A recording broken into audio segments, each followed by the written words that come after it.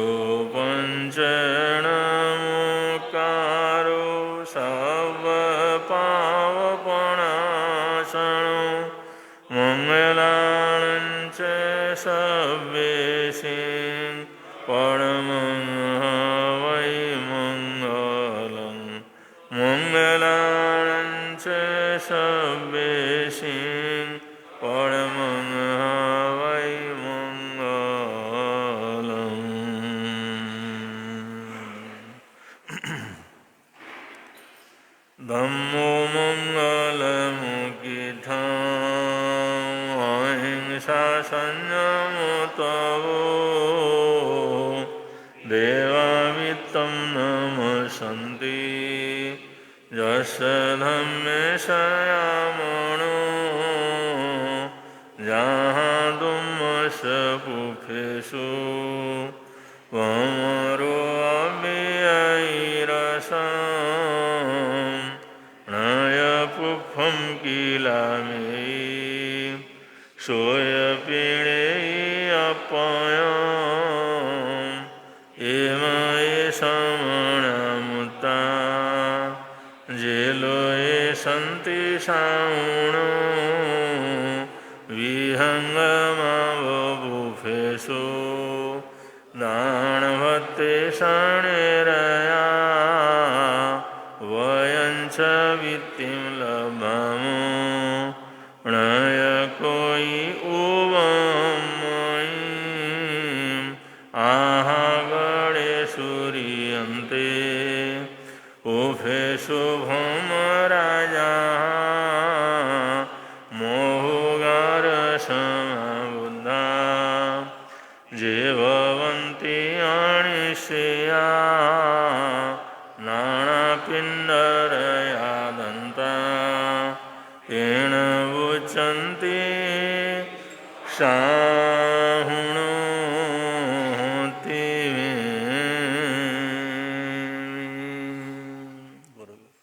भजन भी कर प्रवचन कर प्रवचन नहीं कर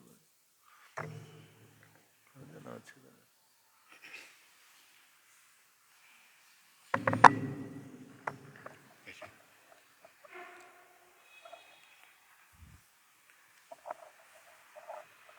माइक बस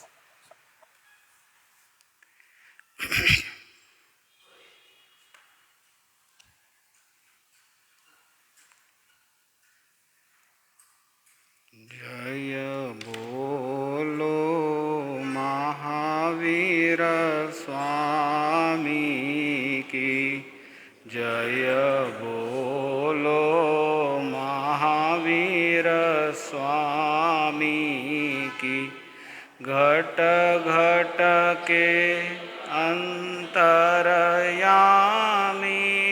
की जय बोलो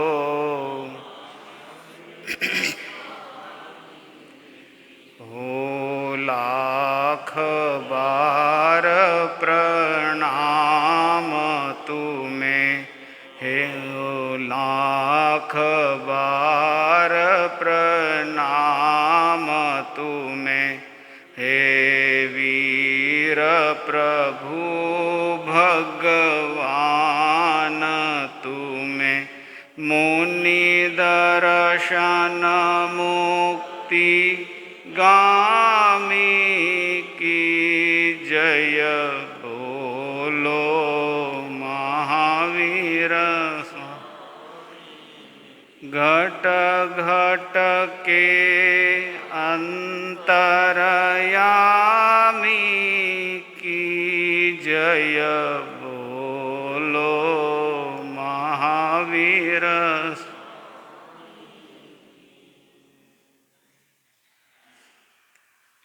अनंत अनंत जिनेश्वर प्रभु, आराध्य गुरुदेव एवं अत्र विराजित परम आदरणीय परम श्रद्धे पूज्य गुरुदेव के पावन श्री चरणों में सच्चा नमन।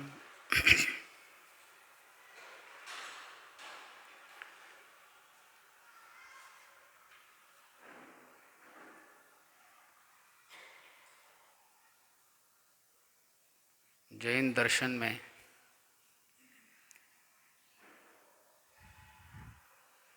मूलतः दो तत्वों की विशेष चर्चा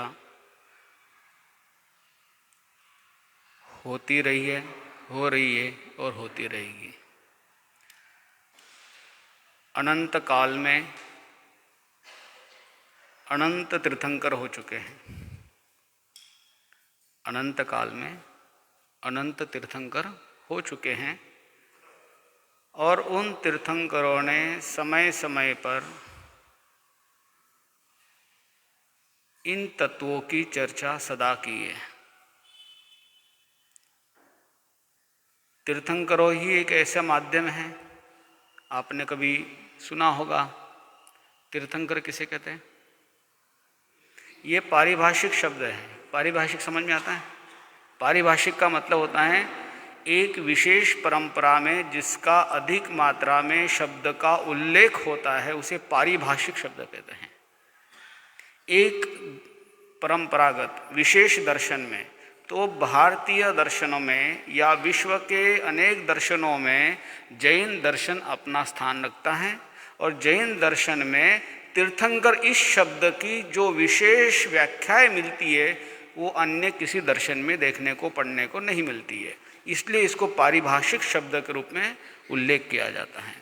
तो तीर्थंकर इस शब्द की व्याख्या हम क्या समझते हैं? तीर्थ की स्थापना करने वाले, ठीक, सामान्य हम ऐसा कहते हैं या ऐसा सुनते आ रहे हैं आप लोग भी। तीर्थ की जो स्थापना करे उसे तीर्थंकर कहते हैं। थोड़ा सा और हम साहित्यिक या आगमिक व्याख्या देखते हैं तो जिन्होंने तीर्थंकर नाम कर्म का परिबंधन किया हो वो तीर्थंकर बनते हैं। और क्या हो सकता है? तीर्थ किसे कहते हैं हम? साधु साध्वी, श्रावक श्राविका के रूप में, और जो स्थापना करे उसकी, उसे तीर्थंकर कहते हैं। और क्या हो सकता है? और ये हो सकता है कि जो केवल ज्ञान को प्राप्त होने के बाद तीर्थंकर जैसे पद पे स्थापित होते हैं उसे तीर्थंकर कहते हैं। बहुत लोगों को हमने पूछते हैं तीर्थंकर के ज्ञान में और केवल ज्ञानी के ज्ञान में क्या अंतर होता है। लोगों को इतना कन्फ्यूज़न होता है। अगर मैं पूछ भी लूँ तो बहुत से लोग ये नहीं समझ पाएंगे कि तीर्थंकर कौन है और केवल ज्ञानी कौन है। केवल ज्ञान के ज्ञान में और तीर्थंकर के ज्ञान में क्या अंतर है? आपकी सिटीजनशिप में, आपकी भारतीय नागरिकता में और प्रधानमंत्री की भारत की नागरिकता में क्या अंतर है? उनके आधार कार्ड में और आपके आधार कार्ड में क्या अंतर है? कोई अंतर नहीं है। ऐसे ही तीर्थंकर जो होते हैं, ये क्या है? तीर्थंकर एक पद है ना। जैसे यहाँ के अध्यक्ष हैं, यहाँ के संघ प्रधानमंत्री वगैरह जो भी है, उनकी सदस्यता में ऐसे जैन सभा की और आपकी सामान्य व्यक्ति की सदस्यता में क्या अंतर है? कोई अंतर नहीं है। उनके फॉर्म में आपके फॉर्म में कोई अंतर नहीं है, उनके कार्ड में उनके कार्ड में कोई अंतर नहीं है। सिर्फ डिजिट का अंतर पड़ सकता है, संख्या का अंतर पड़ सकता है, सदस्य संख्या का अंतर, लेकिन सदस्यता की जो राइट्स है वो राइट्स में कोई अंतर नहीं किसी को। ऐसे ही केवल ज्ञान में जो संपूर्ण वस्तु को जानने की क्षमता होती है उतनी ही तीर्थंकर को होती है, और तीर्थंकरों को भी जितनी होती है उनको भी होती है। ज्ञान में कोई अंतर नहीं है। उन्होंने भी ज्ञानावरणीय, दर्शनावरणीय, अंतराय और मोहनीय इन 4 कर्मों को क्षय करके केवल ज्ञान को प्राप्त हुए हैं। सामान्य केवली भी वैसे ही हुए। ज्ञान में कोई अंतर नहीं है। अंतर कहाँ है? अंतर है एडमिनिस्ट्रेशन में। व्यवस्थापन जो करता है, जो व्यवस्था देखता है, व्यवस्था का संचालन करता है, उसे हम एक पोस्ट पे बैठाते हैं कि ये थोड़ा सा व्यवस्था अच्छी बनाए, बस इसी के लिए तो होता है। जितनी पोस्ट बनी है सारी व्यवस्था के लिए बनी है। एक लीडरशिप है जो कई लोगों को लेकर के चलते हैं और थोड़ा अच्छा काम करते हैं, ये दृष्टि से होता है। तीर्थंकर भी पूर्व जन्म के पुण्याई से, पूर्व जन्म के बंध से, तीर्थंकर नाम गोत्र के परिबंधन से, ऐसा नहीं कि तीर्थंकर सिद्ध गति में जाकर कुछ और जगह बैठेंगे और केवल ज्ञानी जाके कुछ और जगह बैठेंगे, ऐसा कभी नहीं हो सकता है। सभी कर्मों को क्षय करने के बाद एक ही जगह पे मर्ज हो जाते हैं, एक ही जगह पे स्थिर हो जाते हैं सारे के सारे जाकर के। तो तीर्थंकर जो पद है ये एक पद है, एक पद जो पुण्यवाणी से मिला हुआ है, शायोक्षम से मिला हुआ है, लेकिन उनके ज्ञान में और सामान्य केवली के ज्ञान में कोई अंतर नहीं होता है। पहली बात तीर्थंकर। ऐसे ही कुछ शब्द और भी हैं, जैसे गणधर। गणधर किसे कहते हैं हम? गणधर किसे कहते हैं? बनते कैसे हैं? हाँ है ना। गणधर किसे कहते हैं? कि जो भगवान के समोसरण में आने के बाद 3 शब्दों को सुनकर के 14 पुरों का ज्ञान हो जाता है। जैन दर्शन की परिभाषा है 3 शब्दों को सुन करके 14 पुरों का ज्ञान हो जाता है। बताओ कितने हैरानी की बात है कि एक कोई आए, सामान्य रूप में आए, उन्होंने 3 शब्दों को सुना, उन 3 शब्दों को सुन करके उनको 14 पुरों का ज्ञान हो गया। तो 3 शब्द कौन से? उपनयिवा, धुवैवा, नासैवा। इसको मैं हिंदी में बताता हूँ।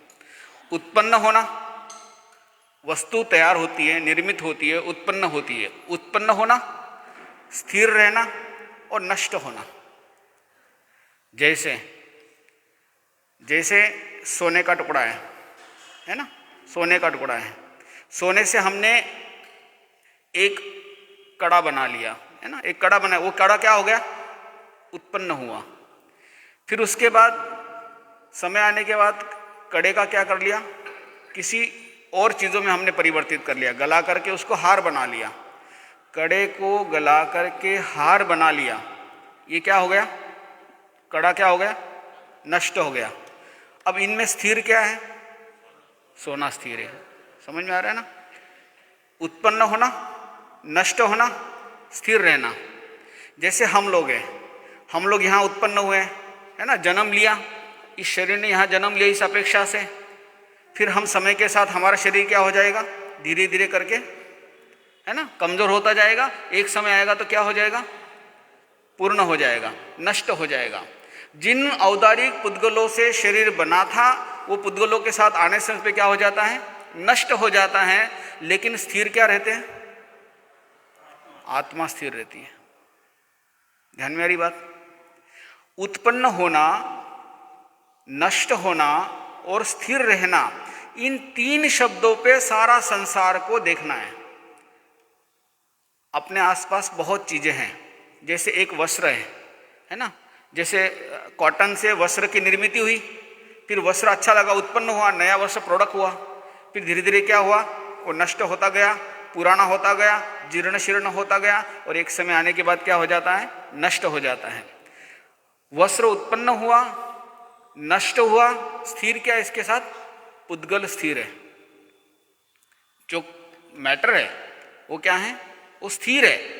क्योंकि तत्व कभी खत्म नहीं होता है। पुद्गल भी क्या है? एक द्रव्य है, द्रव्य कभी नष्ट नहीं होता है। इस अपेक्षा से संसार की सारी चीजों को अगर हम देखने लग जाते हैं, चाहे वो वस्तु हो, चाहे वो व्यक्ति हो, चाहे वस्तु हो, चाहे व्यक्ति हो, अगर हम उत्पन्न होना, नष्ट होना और उसको स्थिर होने की चीजों को अगर हम देखने लग जाते हैं तो हमारा दृष्टिकोण क्या बन जाता है? इसी को जैन दर्शन यथार्थ दृष्टिकोण कहता है। यथार्थ दृष्टिकोण आने के बाद इसका लाभ क्या है? ना हमारे मन में एक राग होता है, ना हमारे मन में द्वेष की उत्पत्ति होती है। देखिए कितना कितना सुंदर तरीके से जैन दर्शन बताता है। कोई विशेष क्रिया, कर्म, आरम सारम, पाखंड, नई नई चीजें लाना या बहुत खर्चे करना, बहुत आरम सारम करना, बहुत चीजें करना, इसके लिए जैन दर्शन कभी समर्थन नहीं रहता है। जैन दर्शन तो सदा इस बात के लिए है कि वस्तु और व्यक्ति से जितनी जल्दी हो सके अपने को उपरीत हो जाना चाहिए। और उपरीत कब बनेंगे हम? जब आपका दृष्टिकोण बदलेगा। और आपका दृष्टिकोण कब बदलेगा? जब आप उस वस्तु के उन तत्वों को समझने लग जाओगे। इसीलिए जैन दर्शन क्या कहता है कि हरेक तीर्थंकरों ने किसकी प्रोपना की है, किसकी व्याख्या की है, किसकी व्याख्या की है, किसकी व्याख्या की है? मैं बोला ही नहीं। तत्वों की चर्चा चल रही, मालूम है? नहीं, भूल गए क्या? तत्व की चर्चा चल रही है। तो तत्व की व्याख्या कौन की है? हर एक तीर्थंकर। और कब से करते आ रहे हैं? कब से करते आ रहे हैं? अनंत काल से। कौन करते आ रहे हैं? अनंत तीर्थंकरों ने की है। हर एक समय में जब जब ऐसा समय आता है, जब जब विस्मृति का समय आता है, जब जब कोई बताने वाला नहीं होता है, जब जब कहने वाला नहीं होता है, कोई ज्ञानी पुरुष आते हैं और ज्ञानी पुरुष हम सभी आत्माओं को क्या करते हैं? मार्गदर्शन करते हैं। और उनका मार्गदर्शन कहाँ से प्रारंभ होता है? कहाँ से प्रारंभ होता है? तत्वों से प्रारंभ होता है। क्योंकि बिना तत्वों को जाने क्या नहीं हो सकता है? हमें वस्तु तत्वों के बारे में सही जानकारी नहीं मिलेगी। और सही जानकारी मिले बिना क्या नहीं हो सकता है? डायग्नोस सही नहीं हो सकता है। डायग्नोस समझ में आता है ना? रोग का ही पता नहीं चलेगा तो इलाज कैसे करोगे? हर एक डॉक्टर क्या करता है? पहले टेस्टिंग करता रहेगा, कोशिश करेगा कि मुझे पता चल जाए एक्चुअल प्रॉब्लम क्या है। और जब तक प्रॉब्लम नहीं पता चलेगा तब तक क्या नहीं मिलेगा? सॉल्यूशन नहीं मिलता है, इलाज नहीं मिलता है कभी भी। ऐसे ही हमारे आत्मा के कर्मों के अनंत काल से रोग चल रहे हैं। इस रोग को दूर करने के लिए हमारे सर्वश्रेष्ठ डॉक्टर कौन है? कौन है? हम खुद ही। हमसे हमारे डॉक्टर कौन है? तीर्थंकरों के वचन। नहीं, तीर्थंकरों के वचनों के अलावा हमारे पास कोई डॉक्टर अच्छा नहीं है। और उनके वचन ऐसे हैं, वो जानते हैं कि अज्ञान की वजह से जीव अपना और पराया के भेद में है। राग द्वेष की वजह से, राग द्वेष कर्मों की वजह से, कर्म किसकी वजह से तैयार हुए? अज्ञान की वजह से तैयार हुए। और अज्ञान किसकी वजह से तैयार हुआ? किसकी वजह से तैयार हुआ? ज्ञान के नहीं होने की वजह से, ज्ञान के अभाव की वजह से। इसीलिए हमें क्या करना चाहिए? क्या करना चाहिए? आराम करना चाहिए। नहीं ना? 5 महीने से सुनते सुनते बहुत थक गए हैं, अब आराम करना चाहिए। नहीं, अनंत काल से आराम ही करते आ रहे हैं, है ना? कभी मन में विचार मत लाना कि बहुत सुन लिया। जिस दिन आपके मन में ये विचार आ जाएगा ना, उस दिन समझ लेना कि कुछ तो अशुभ कर्म का उदय चल रहा है मेरा। कभी मन में विचार मत लाना कि मैंने बहुत सुन लिया, ऐसा कभी मत लाना। ये सदा अनंत काल से आत्मा भटक रही है, अब जाके मौका मिला है कुछ सुनने का, जानने का। क्योंकि इतनी बार पत्थर के ऊपर हथौड़ा गिरता है, कभी कभी पत्थर टूटता ही नहीं है, लेकिन हर हथौड़े का क्या होता है? प्रभाव होता है। और उस प्रभाव का ही परिणाम है कि जीव कभी भी बदल सकता है, कभी भी किसी क्षण भी बदल सकता है। इसलिए घबराना नहीं। जिस दिन आपके मन में विचार आ गया कि मैंने बहुत टाइम से सुनते आ रहा हूं, तो समझ लेना आपका अशुभ कर्म का उदय चल रहा है। इसको संभालना पड़ेगा आपको, इसकी परवाह नहीं करने की। श्रवण करने के लिए बड़ा पुण्यवानी लगती है, जानने के लिए बड़ा भाग्य लगता है। पिछले अनेक जन्मों का पुण्य होता है शुभ कर्मों का उदय होता है, हमारा पुरुषार्थ होता है, तब जाकर हमें जिनेंद्र वचनों को सुनने का मौका मिलता है। इसीलिए कभी मत सोचना, मन में नहीं विचार आना कि बहुत टाइम से सुन रहे, अब हम थक गए, थोड़ा आराम करते, रेस्ट लेते। रेस्ट नहीं, रेस्ट तो होने वाला है। कब होने वाला है? सांसों का कुछ पता चलता है क्या? है ना? वैसे तो रोज रेस्ट चल रहा है, रोज सांसें धीरे धीरे हल्की होती जा रही है हमारी, हमें नहीं पता चलता। उम्र के साथ हमारी सांसें धीरे धीरे धीरे हो रही है। आप देखिए 40 साल वाले, 50 साल वाले बोल लगते अरे अब मैं थोड़ा थकने लगा हूँ। 60 साल वाला बोलता है कि थोड़ा ज़्यादा थकने लगा हूँ। 70-80 साल वाले को बोला कि अब कुछ जीवन का भरोसा नहीं है। देखो व्याख्या बदल रही है, उनके सेंटेंस बदल रहे हैं लगातार। जितनी जल्दी हो सके अपने को तैयार करो। तो क्या तैयार करना? अगर आपके दिनचर्या में अगर धर्म आराधना की कहीं कुछ छूट रहा है, उसको पक्का करो पहले तो, है ना? उसको पक्का करने का कैसे पक्का करना? अगर नौकारसी छूट रही है तो नौकारसी को पक्का करो। अगर सामायिक छूट रही तो सामायिक को पक्का करो। अगर रोज 50 गाथा करने का, स्वाध्याय करने का मन था, वो छूट रहा है तो उसको पक्का करो। नमोकार मंत्र की 5 मालाएं पूरी नहीं हो रही, उसको पक्का करो।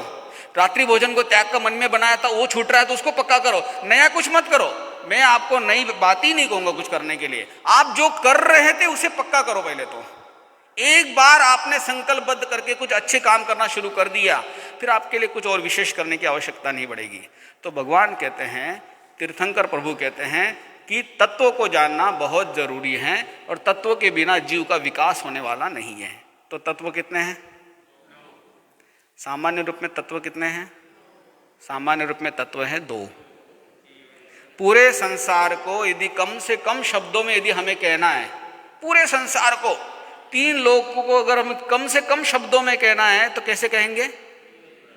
जीव या अजीव, है ना? जीव और अजीव के अलावा और कुछ नहीं है। आप किधर भी देखिए, या तो कोई जीव है या अजीव है। इन 2 तत्वों को जानना बहुत जरूरी होता है। हम कई बार क्या करते हैं, अजीव को जीव श्रद्धे लेते हैं, इसलिए क्या बन जाते हैं हम?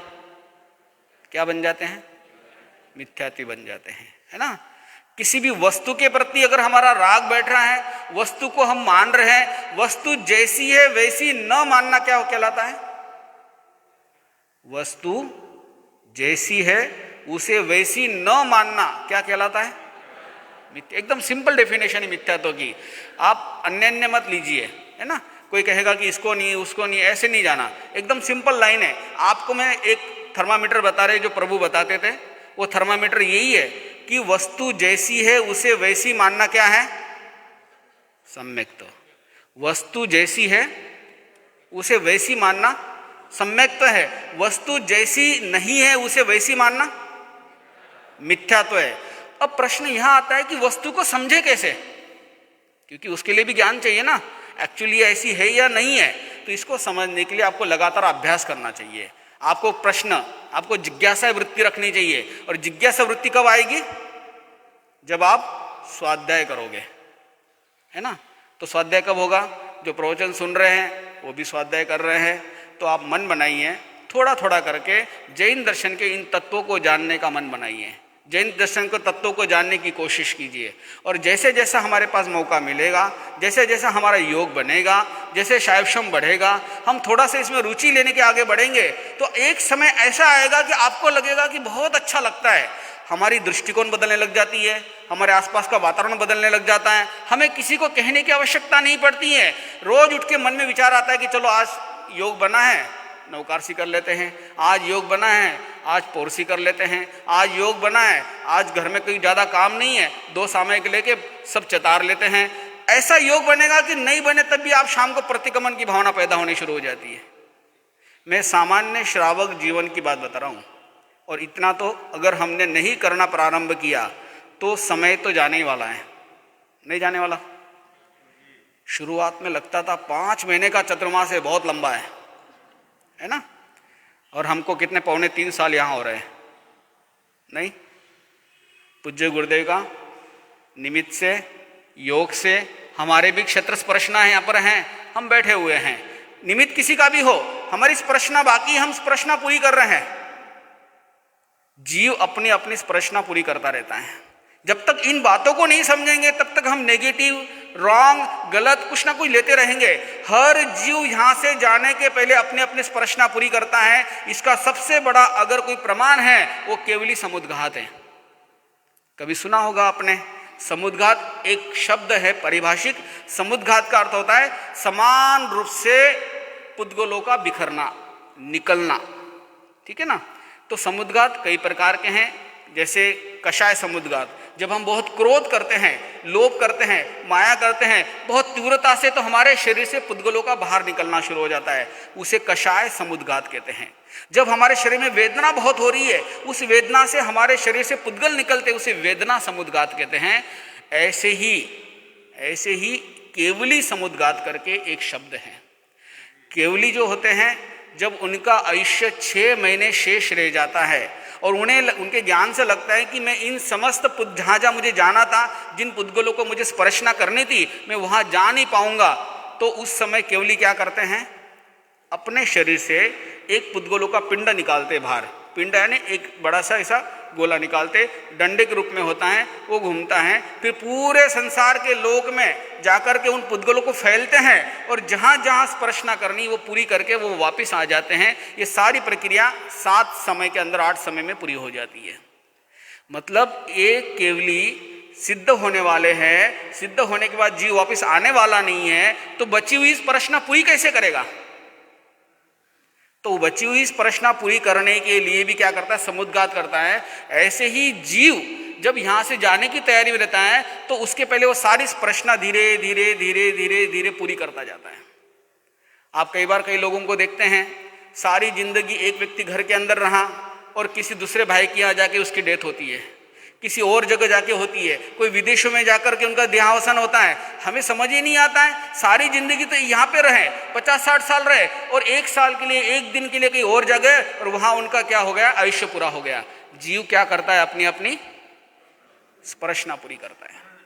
जब तक इन बातों को नहीं समझोगे, तब तक आप कभी भी सम्यक क्या है, सत्य क्या है, उसे समझ नहीं पाएंगे हम लोग। अन्यथा हमारे मन में नेगेटिविटी, नकारात्मकता, गलत भावनाएं, ऐसा क्यों हो रहा है, वैसा क्यों हो रहा है, ऐसा होना ही नहीं चाहिए, इतने बड़ी बातें, इतने सालों की तपस्या, ऐसा क्यों हो रहा है, ऐसे सोच तब आती जब हम अज्ञान में रहते हैं। एक तरफ जीव क्षय करता है कर्मों का, और एक तरफ कर्मों का क्या कर रहा है, भुगतान कर रहा है। हम सब छद्मस्त अवस्था में बैठे हैं। यहाँ कितनी ही तपस्या करने वाले भी कष्टों का भुगतान करना पड़ता है। सैकड़ों उदाहरण ऐसे भरे पड़े इस हमारे आगमों में। तो इन बातों को समझने के लिए तीर्थंकरों के वचनों को, तत्वों का स्वाध्याय करना आवश्यक है। तत्वों का स्वाध्याय करेंगे तब हम जीव की सारी जो प्रक्रिया हो रही है, जो स्पर्शना हो रही है, जो जीव के साथ में कर्म उदय चल रहे हैं, जो घटनाएं घट रही हैं, उसको हम सही दृष्टि से ले पाएंगे। अन्यथा वो तो अपने कर्म क्षय कर ही रहे हैं, लेकिन हम क्या करते रहेंगे, हम बंद करते रहेंगे, बैठ करके नेगेटिविटी लाते रहेंगे, नकारात्मकता लाते रहेंगे, हम उनके बारे में नकारात्मक सोचते रहेंगे, हम उनके नेगेटिव सोचते रहेंगे, ऐसा होना नहीं चाहिए था। अरे होना क्यों नहीं चाहिए था, छद्मस्त हैं, वो तो अपने कर्म क्षय करने ही वाले हैं, ऐसा तो होना उनके लिए तो शुभ है। जिस तरीके से तीर्थंकर परमात्मा छद्मस्त अवस्था में एक एक रात में 20-20 उपसर्ग संगम देव दे रहा है, सुना है ना आपने, 6-6 महीने तक लगातार इतने कष्ट दे रहा है, वो भी 4 ज्ञान के धारक। तो वो कष्ट उनके लिए शुभ थे या अशुभ थे, शुभ थे अशुभ थे, शुभ थे। साधक के लिए आए वे कष्ट क्या होते हैं, शुभ होते हैं। हम तो मंगल कामनाएं करें कि इन कर्म राशि को क्षय करें, ऐसी भावना बहानी चाहिए। हमने अच्छे विचार करके बढ़ना चाहिए, तो हमारे मन में नकारात्मकता नहीं आएगी। हम जीव तत्व आदि को समझने की कोशिश करेंगे। जब हम ऐसा समझेंगे तब हम आत्मा का भी क्या कर सकते हैं, विकास करने वाले बनेंगे। आज इतना ही। ओम शांति।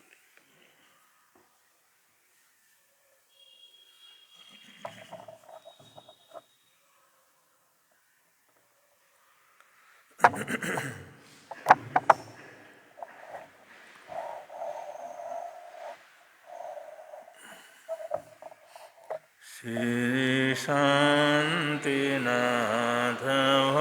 भगवान आनंदवरता ओ श्री शांतिनाथ भगवान आनंदवर पर शरण प्रभु आपो, परम शरण प्रभु आपो। श्री अचिरानंद मान आनंद वरताओ। श्री अचिरानंद मान आनंद वर। श्री शांतिनाथ भगवान आनंद वरता ओ। श्री शांतिनाथ भगवान आनंद वर। विघ्न हरण प्रभु आपो, विघ्न हरण प्रभु आपो। ओ मंगल करण मान आनंद वरता ओ।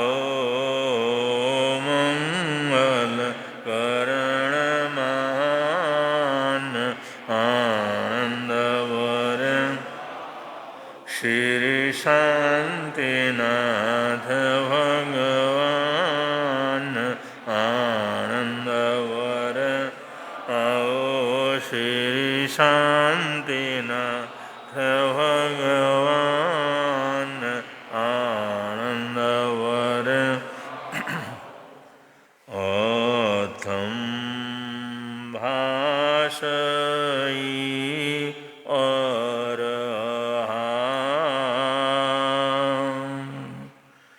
श्रुतं ग्रन्थन्ति गणहराणिणा।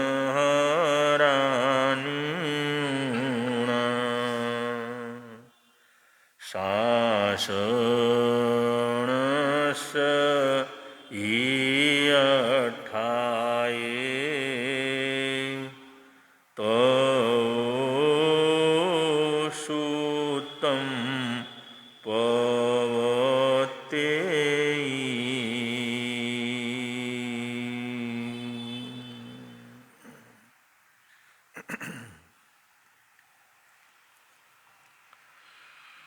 आगम वाचना की श्रृंखला में पौरुषाचार का प्रकरण चल रहा है।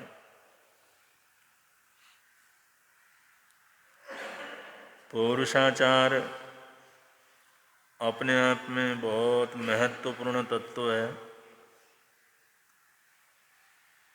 और पौरुषाचार से ही सभी प्रकार की सिद्धियां उपलब्ध होती हैं। कामयाबी का सबसे प्रमुख जो है मंत्र है, रास्ता है पौरुषाचार। इसलिए श्रमण भगवान महावीर स्वामी ने पूरा पुरुषाकार पराक्रम की स्थापना की। उन्होंने कहा इसके बिना हमारी आत्मा की, हमारे जीवन की कोई गति नहीं है। तो वही प्रकरण चल रहा है।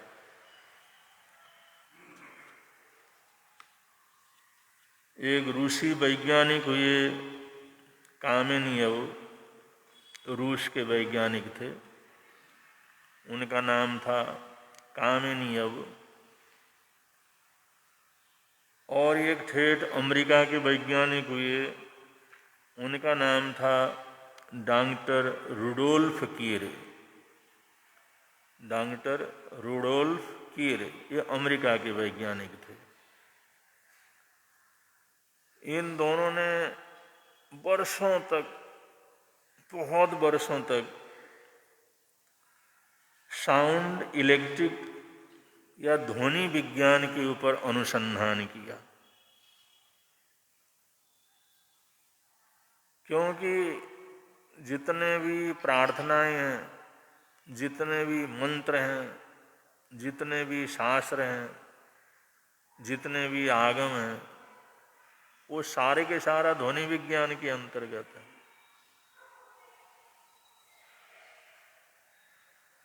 जिसे भाषा विज्ञान भी कह सकते हैं। और ये भाषा विज्ञान का इतिहास ये भी सर्वाधिक प्राचीन है। जब भगवान आदिनाथ ने कर्म योग को प्रारंभ किया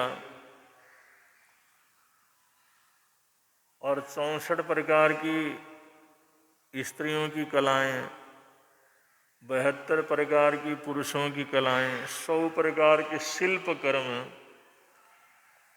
उसके ज्ञान के लिए, प्रशिक्षण के लिए, बतलाने के लिए अपने 100 राजकुमारों को उस काम के अंदर लगाया। 100 उनके जो पित्र थे उन सब को उन्होंने उस कार्य के अंदर लगाया, वे तुम इस काम को करो। तो कर्म विज्ञान, शिल्प विज्ञान, ये सब भगवान आदिनाथ के 100 पुत्रों ने पूरी दुनिया के अंदर प्रारंभ किया। और इसके साथ साथ उन्होंने अपने दोनों पुत्रियों को इस स्व पर कल्याण के लिए, दुनिया के कल्याण के लिए कुछ न कुछ करने की प्रेरणा दी। तो महादेवी ब्राह्मी ने भाषा विज्ञान, लिपि का आविष्कार किया। लिपि का मतलब एक ध्वनि को लिपि में कैसे बोला जाए। जो हम बोलते हैं तो उसको लिपिबद्ध कैसे हो। हम बोलें तो बोला हुआ अगर हम कहीं पहुंचाना चाहते हैं जहां भाषा नहीं पहुंचती, स्वर नहीं पहुंचता, तो लिपि के माध्यम से ये बहुत बड़ा विज्ञान है। जो हम बोलते, जो सोचते हैं, चिंतन करते हैं, वो हम बोलते हैं, उस बोली हुई चीज को ऐसी आकृति देना जिसको 1000 किलोमीटर दूर जाकर के अगर रखा जाए वो भी उसी तरह से बोले, उसी तरह का उच्चारण करे।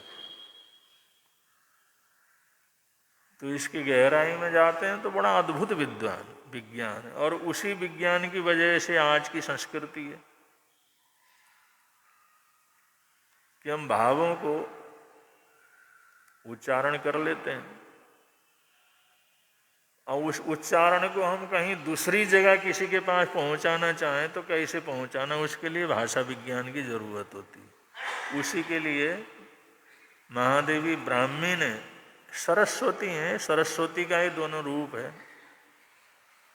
उनको महादेवी कहें या सरस्वती कहें, ब्राह्मी देवी ने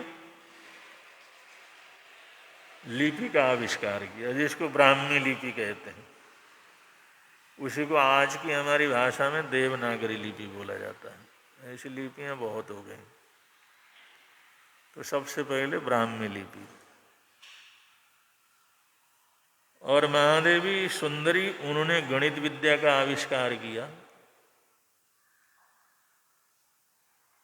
अब क्योंकि बहुत से लोगों ने बाद में जाकर के रजिस्ट्रेशन करवाया, भाई जीरो का आविष्कार फलाने ने किया है, अंक का आविष्कार फलाने ने किया है, लेकिन ये तो हमारी संस्कृति में सबसे पहले ब्राह्मी देवी ने और सुंदरी देवी ने किया है। ये हमारा अपना इतिहास है। और हम लोग उसको दुनिया के अंदर रजिस्ट्रेशन नहीं करवा सके क्योंकि उसके लिए बड़े थोड़ी कागजी कार्रवाई बहुत क्या करते हैं, लगते हैं, और उतना कौन करे। लेकिन ये हमारी संस्कृति का आधार। तो इन्हीं आधार पर तो वैज्ञानिक शोध करते हैं, अनुसंधान करते हैं।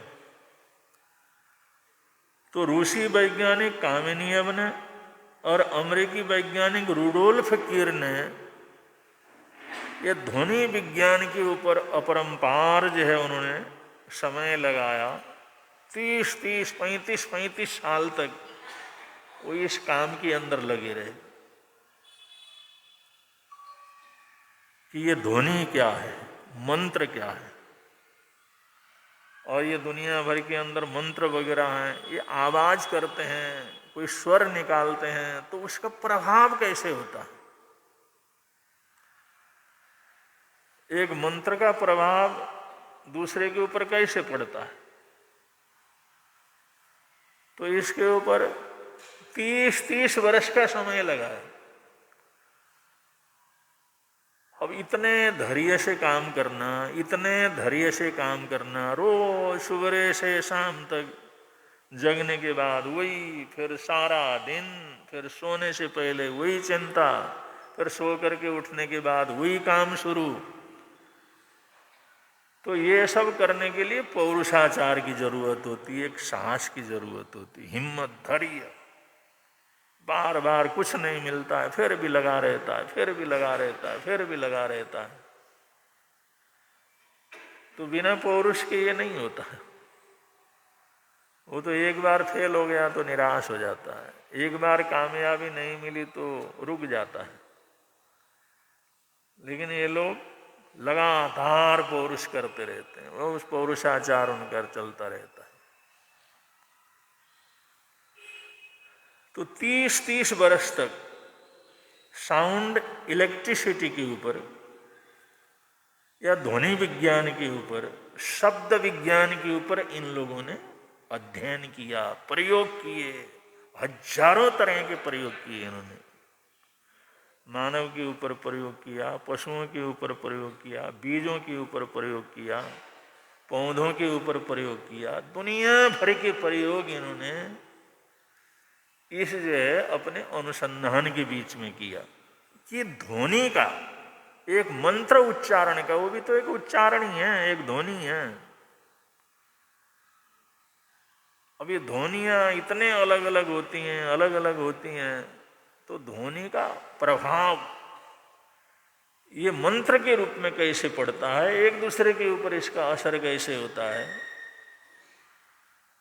अब हम लोग कहे तो भाई कोई तकलीफ है तो उसके लिए प्रार्थना कर रहे हैं। अब ये प्रार्थना किस तरह से होती है, कैसे प्रभाव पड़ता है, ये तो फिर अनुसंधान ही करना पड़ता है, प्रयोग करना पड़ता है। तो इन दोनों वैज्ञानिकों ने इतना रिसर्च किया, इतना अध्ययन किया, वर्षों वर्षों तक इसके अंदर लगे रहे, और उन्होंने बतलाया अगर सामने हम जल रखते हैं और उस जल को देख करके अगर हम मंत्र का उच्चारण करते हैं तो किसी किसी ध्वनि का 10 मिनट में, किसी किसी ध्वनि का 15 मिनट में, किसी किसी ध्वनि का 30 मिनट में, किसी किसी ध्वनि का 1 घंटे में उस पानी के ऊपर असर होना शुरू हो जाता है। तो कहते हैं असर होना शुरू हो जाता है। और वो कहते हैं उसका केमिकली तो कोई फर्क नहीं पड़ता, भाई उसके केमिकली कोई रंग बदल जाए ऐसा होता नहीं है। जो पानी को बनने का जो वैज्ञानिक एक फार्मूला है, वो फार्मूला तो वही रहता है, केमिकली उसके अंदर कोई परिवर्तन नहीं आता, लेकिन उसमें गुणात्मक परिवर्तन, बहुत अधिक गुणात्मक परिवर्तन उसके अंदर आ जाता है। ऐसा उन लोगों ने अपने अनुसंधान के ऊपर, रिसर्च के ऊपर सैकड़ों तरह के उदाहरण देकर के उन्होंने बतलाया। अब ये लोग बीज लेते थे, एक ही तरह के बीज लिया और एक बीज को अभिमंत्रित करना शुरू किया।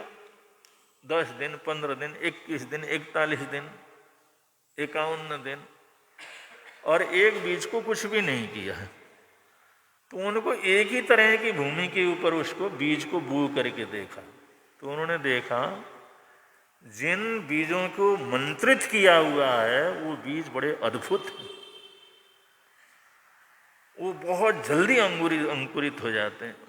वो तो वातावरण वैसा है, वैसा ही उनको सूर्य का प्रकाश मिल रहा, वैसे मिट्टी मिल रही, वैसा खाद मिल रहा, लेकिन उन बीजों में इतनी अच्छी अंकुराहट हो जाती है और वो इतने अच्छे पौधे हो जाते हैं और इतने अच्छे फूल और उसमें फल लग जाते हैं और उसमें कीड़ा नहीं लगता, जबकि दूसरा जो अभिमंत्रित नहीं किए हुए हैं वो बहुत से सूख जाते हैं, बहुत से मर जाते हैं, बहुत से में कीड़ा लग जाता है। लेकिन जो अभिमंत्रित किए हुए हैं उसके बनस्पत जो अभिमंत्रित न किए हुए बीज हैं उनके उत्पन्न होने में, अंकुरित होने में, फलने में, फूलने में, वो कहते हैं बेहद अंतर पढ़ा जा सकता है।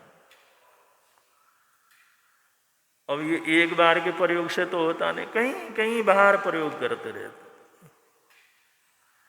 तो उन्होंने बतलाया ऐसे मंत्रों का प्रभाव होता है।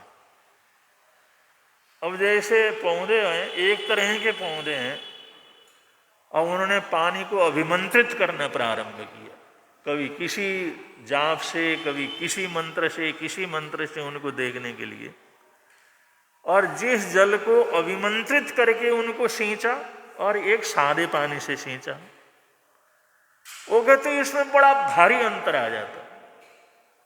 जिसको अभिमंत्रित जल से सींचा है वो पौधे बहुत जल्दी चेतनामय हो जाते हैं, बहुत जल्दी बढ़ने लग जाते हैं, बहुत जल्दी फूल आ जाते हैं, बहुत जल्दी अंकुरित होते हैं, बहुत जल्दी फल आ जाने लगते हैं। उनका स्वरूप ही, उनका रंग रूप ही कुछ अलग हो जाता है। और जिनको साधारण जल दिया है वो सामान्य रहते हैं। ऐसे प्रयोग। तो ये दोनों वैज्ञानिकों ने बड़ा काम किया इस रास्ते के ऊपर। ऐसे हम अगर प्रार्थना करते हैं, जाप करते हैं, पाठ करते हैं, और इतनी गहराई से करते हैं, इतनी सद्भावनाओं से करते हैं, तो उसका असर बहुत जल्दी होता है। यही हमारा प्रार्थना का विषय है, यही हमारा मंत्र उच्चारण का है, नमकार मंत्र का है, और चीज़ों का है। और उसमें हम कितने सद्भावनाओं के साथ करते हैं, कितने प्रेम के साथ करते हैं, कितनी जो है मन के अंदर प्रसन्नता के साथ करते हैं, कितने विश्वास के साथ करते हैं, उसमें और ज़्यादा गुणात्मकता। तो ये वैज्ञानिक लोग कहते हैं कि पानी का पूरा गुणात्मक उनका जो है परिवर्तन उसके अंदर हो जाता है, उसके गुण अद्भुत हो जाते हैं। केमिकली तो परिवर्तन नहीं होता, लेकिन गुणात्मक परिवर्तन बेहद क्या करता है, होता है। मतलब ये हमारी सिर्फ जो है एक धार्मिक विश्वास नहीं है, ये वैज्ञानिक तथ्य भी है। अगर हम कुछ करते हैं तो उसका असर जरूर पड़ता है। उसी विधान से मंगल पाठ सुनना या आना जाना, गुरुओं के वचन सुनना, वो भी इसी का ही एक हिस्सा है। चलो कहीं जाते हैं, समय क्या है क्या नहीं है, चलो मुहूर्त ठीक है नहीं है, जा करके मंगल पाठ लिया तो हमारा सब समय ठीक हो गया, शकुन ठीक हो गया, हमारा कोई भी रुकावट वगैरह है वो सब थे गुरुदेव के। हमने मंगल पाठ सुन करके आए, उनका आशीर्वाद लेकर के आए, माँ बाप का आशीर्वाद लेकर के आए।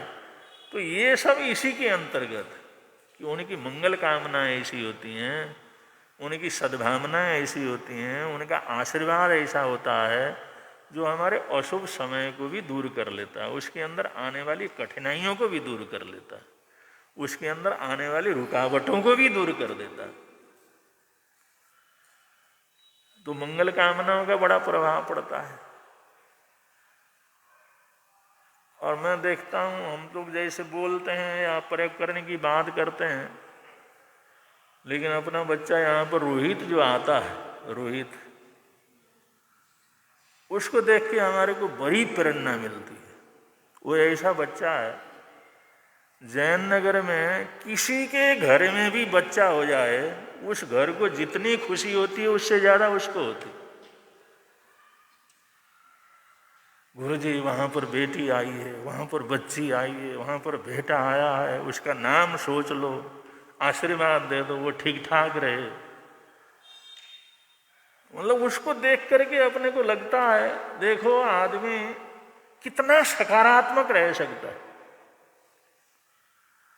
अब पब्लिक तो हमारे जैन नगर में बहुत है, लेकिन मैं देखता हूं किसी के घर में भी अगर कोई बालक हो जाता है तो उसको जितनी खुशी होती है, परिवार वाले भी आकर के नहीं कहते हमारे को खुशी हुई, उसको खुशी होती। उसके घर में बेटी आई है, उसके घर में बेटा हुआ, उसका बेटा हुआ। किसी के दुकान का जो है शुरुआत तो सबसे पहले आगे उसको दुकान पर आप आशीर्वाद देना, बहुत अच्छी तरह से चले, आप पगला करके आए या नहीं आए, आशीर्वाद देना, बहुत अच्छा चलना चाहिए। किसी ने मकान लिया तो उसने मकान लिया, गृह प्रवेश है, वो घर वालों को जितनी खुशी नहीं होती उतनी खुशी उसको होती। और कोई भी वृद्ध हो, कोई बीमार हो, तो उसको दुख होता है कि गुरुजी उसको तकलीफ हो गई है, हॉस्पिटल में गया है, वो परेशान है, आशीर्वाद ऐसा दे दो बस वो ठीक हो जाए, जल्दी से जल्दी ठीक होकर आ जाए। ऐसा हुआ उसको, किसी को भी तकलीफ हो तो उसको दर्द होता।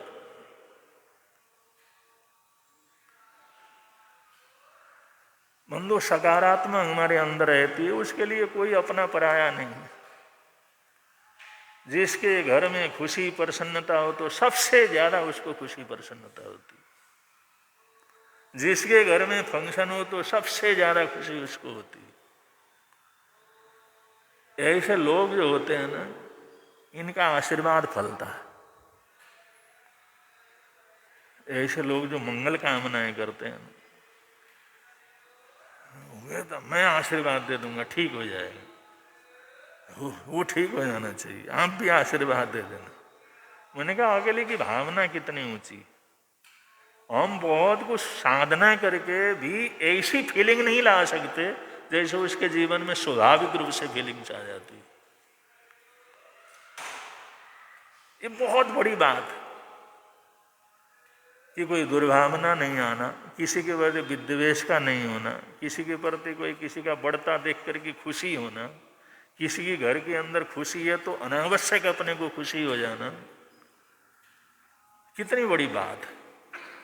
हम सोचते हैं भाई ऐसी भावना हमारे मंदिर में आ जाएगी तो वो भी बहुत बड़ी हमारे लिए उपलब्धि होगी। ऋषि लोग बहुत से लोगों को अपना गुरु बनाते हैं, प्रेरणा लेते हैं, तो उसकी खुशी को देख करके अपने को लगता है देखो कितनी सकारात्मकता इसके जीवन के अंदर है।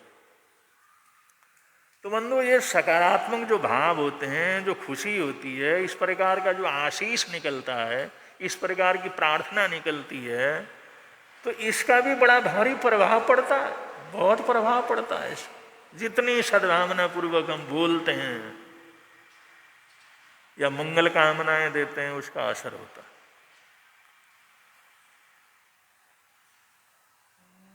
तो आराध्य गुरुदेव हमारे हॉस्पिटल में हैं और परसों रात को तो काफी परेशानी सी हो गई थी और काफी जो उनका रिपोर्ट भी बड़ा खराब आया था, लेकिन कल शाम तक, वैसे तो कल सुबह में होकर के आया था, सारी रिपोर्ट करीबन बहुत अच्छे हैं। जो क्रिएटिनाइन वगैरह बढ़ रहे थे और चीज़ें बढ़ रही थी, वो सारे काफ़ी नॉर्मल है। हार्ट की तकलीफ हो गई थी, वो पल्स वगैरह ऊपर नीचे, संत घबरा गए थे, गुरुजी फटाफट आओ, तुम्हें शुगर यहाँ से गया था, लेकिन अब वो पल्स वगैरह सब टिके हुए हैं, सब बराबर हैं, ब्लड प्रेशर है, पल्स वगैरह हैं, वो सब एकदम नॉर्मल है। और हार्ट के जो डॉक्टर ने भी बोला भाई मेरा कोई विषय नहीं, हार्ट महाराज का बिल्कुल ठीक है, दिल का बिल्कुल ठीक है। अब थोड़ा उनका अभी जो दवाई वगैरह भी है, थोड़ा उस तरह की चीज़ नहीं है जैसे उनका थोड़ा सा खाना पीना निकलना वो शुरू हो जाए। तो आशा है बहुत जल्दी से जल्दी गुरुदेव स्वास्थ्य लाभ करके यहाँ पर आएंगे। और आप लोगों की मंगल कामनाएं, आप लोगों की सद्भावनाएं, आप लोगों की श्रद्धा भक्ति, दिन में भी 11:30 से 12:30 बजे तक बराबर जो है यहाँ पर जाप चलता है नमकार मंत्र का, उनके स्वास्थ्य लाभ के लिए। और रात को भी 8:30 से 9:30 बजे तक पूरा उपवसक घर का पाठ जो यहाँ आप लोग करते हैं, और हम लोग तो करते ही रहते हैं। तो मैं मानता हूँ आप लोगों की अपनी मंगल कामनाओं के कारण, सद्भावनाओं के कारण, वो डॉक्टर भी कहता है हमारे को वापस वो जो चेकअप वगैरह वापस जो है टेस्ट करवाना पड़ेगा, इतना जल्दी एकदम नॉर्मल कैसे हो सकता है, इतना जल्दी एकदम ऐसा कैसे आ सकता है। तो ये प्रार्थना का बड़ा प्रभाव रहता। अब हमने कोई एकदम किसी की उसको बदल तो नहीं सकते, लेकिन प्रार्थनाओं का, आराधना का, साधना का, मंत्र जाप का प्रभाव बोलो रहता। डॉक्टर कहता मैं वापस जो है टेस्ट करके देखेंगे, क्योंकि इतना जल्दी एकदम नॉर्मल हर चीज़ आना, तो मैं समझता हूँ ये सब हमारी मंगल कामनाएं, प्रार्थनाएं जो आप लोगों की चल रही हैं उसका। और कल हमने थोड़ा सा इशारा किया था, चलो जब तक गुरुदेव पधारते नहीं तब तक हम आइमिल उपवास वगैरह कुछ न कुछ यहाँ पर रखेंगे, तो बराबर नाम आए। जैसे आज मधु जी जैन 41B, अमित जी जैन, शशि जी जैन, शिमला जी जैन, विनय कुमार जी जैन, साक्षी जैन, ये सब आइमिल और उपवास की आराधना आज के दिन कर रहे हैं गुरुदेव के स्वास्थ्य लाभ के लिए। वो स्वास्थ्य लाभ प्राप्त करें उसके लिए। और कल का जो नंबर आया है 25, आज 24 तारीख है ना? हाँ, आज 24 है ना? हाँ, आज 24 है।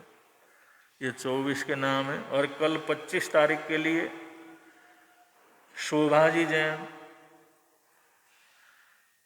और आशीष जी जैन, शशि जी जैन, अनिता जी जैन, आनंद जी जैन और सोनिया जैन, ज्वालानगर वाले, इन लोगों के नाम कल के लिए आए हुए हैं। तो आप लोग आराध्य गुरुदेव के स्वास्थ्य लाभ के लिए तप हो, जप हो, प्रार्थना हो, उस सब के अंदर लगे हुए हैं। तो गुरुदेव को जल्दी से जल्दी स्वास्थ्य लाभ हो, ऐसी प्रार्थना के साथ साथ हम ये आशा करते हैं बहुत जल्दी हमारे बीच में आराध्य गुरुदेव आएंगे। परसों रात की स्थिति को देख करके काफ़ी तकलीफ हुई थी, पता नहीं क्या होगा, लेकिन अभी बहुत अच्छा सकारात्मक चल रहा है बस वो। और इसमें थोड़ा सा ये है, अभी जो है उनका सिर्फ मुंह से खाना पीना शुरू नहीं हुआ है, वैसे ठीक है। और डॉक्टरों का भी ऐसा कहना है कि ज़्यादा से ज़्यादा वहाँ जाने की कोशिश कोई ना करे, क्योंकि वो आईसीयू में है। आईसीयू में और भी मरीज वगैरह सब रहते हैं, और आजकल इन्फेक्शन का भी बड़ा रहता है और बड़ा ध्यान रखना पड़ता है। आईसीयू के अंदर इसलिए रखा जाता है कि किसी भी बाहर की चीज़ों का कोई इन्फेक्शन वगैरह न हो, क्योंकि जब तकलीफ़ें बढ़ती हैं तो इन्फेक्शन जल्दी होता है। उसके लिए वहाँ के स्टाफ का और वहाँ के डॉक्टरों की टीम का ये कहना है, ज़्यादा आकर के दर्शन के हिसाब से ज़्यादा आने की कोशिश ना करें, अपने घर में अपनी जगह रह करके प्रार्थना करें, ऐसा उनका कहना है, जिससे हॉस्पिटल वालों को, वहाँ के स्टाफ वालों को तकलीफ न हो, क्योंकि बार बार उनको रोकना करना उनको भी अच्छा नहीं लगता। और फिर सिर्फ हमारे गुरुदेव के नहीं, और भी वहाँ पर मरीज वगैरह हैं, तो किसी भी प्रकार का इन्फेक्शन न हो, उसके लिए भी ज़रूर ध्यान रखने की ज़रूरत है। और सब प्रभु की कृपा से बहुत अच्छा चल रहा है। तो आप सबके लिए गुरुदेव की तरफ से हार्दिक मंगल कामनाओं के साथ बड़े प्रेम से आप लोग बोलेंगे, मिलता है आनंद प्रभु की वाणी से, मिलता है आनंद प्रभु,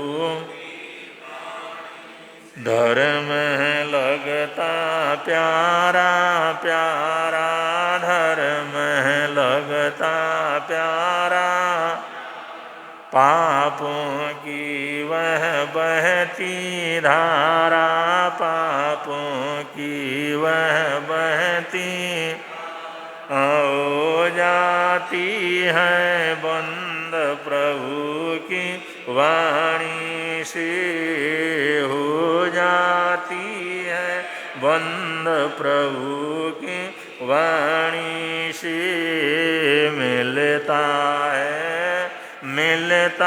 है आनंद प्रभु की वाणी से, मिलता है आनंद प्रभु। आज के एकासना व्यासने का प्रत्याख्यान, अगर किसी का भी एकासना व्यासना हो तो आपकी मन धारण के अनुसार बचका तस्वंती परिकमनंदनाम करिए बोस रे बोस रे। आज के आइमिल का प्रत्याख्यान, जिन भाई बहनों का आज का आइमिल हो तो आज के आइमिल का बचकान, आपका आइमिल है, आपका आइमिल है, नाम 4-5 सब आए हुए हैं। आप लोगों को भी साता रहे ऐसी मंगल कामनाएं। आज के आइमिल का प्रत्याख्यान